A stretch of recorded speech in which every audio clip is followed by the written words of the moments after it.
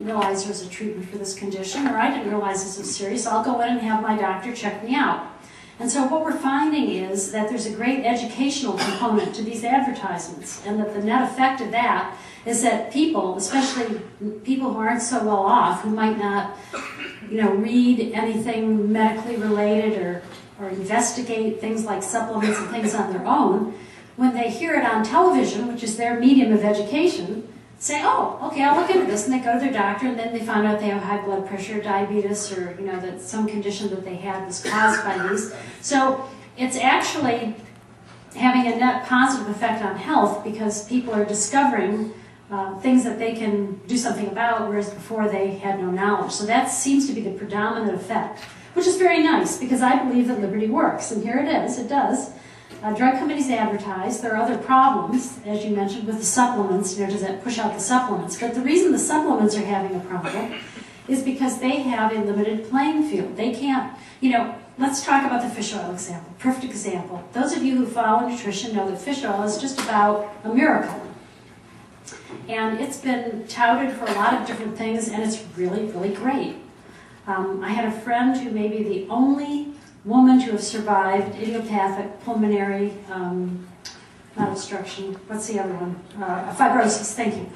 Idiopathic pulmonary fibrosis. She might be the only survivor of that.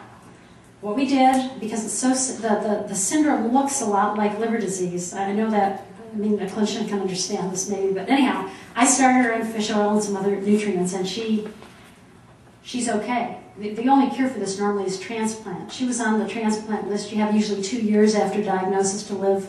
5 years later, she's got a personal trainer working out all the time. It's great. Okay, fish oil is great. That's what I'm trying to get across. Now, it's so great that one drug company said, I think we're going to spend all that money jumping through the FDA hoops. And they did. So you can get prescription fish oil. Believe it or not. Of course, your copay is the same amount of money that you would pay if you went to the drugstore and bought pharmaceutical-grade fish oil. I know because my sister tried to do it because she's one of the people that needs it. So it's very interesting that the drug reps can go to the doctors of this company and say, our fish oil is the only fish oil that has been proven and approved by the FDA for all this stuff. So this is what you should give your patients. But you see, a regular fish oil manufacturer, pharmaceutical-grade fish oil, should be able to do the same thing, but they can't. It's against the law. So that's where the rubber meets the road on that one. And that's why these regulations, which are what lets the FDA do that, are so destructive. So if you want fish oil and you're willing to pay the prescription price for it, and your doctor prescribes it, then you can get it, but it will cost the whole system much more than if you could just buy it over the counter. So our healthcare costs go up. It doesn't matter who pays. This is the point you need to make to people who want universal healthcare. It doesn't matter who pays. As long as the healthcare costs are high, there's going to be healthcare rationing, just like we talked about here.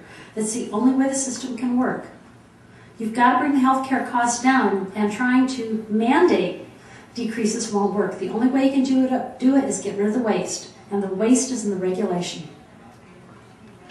Yes? Do you find that the pharmaceutical companies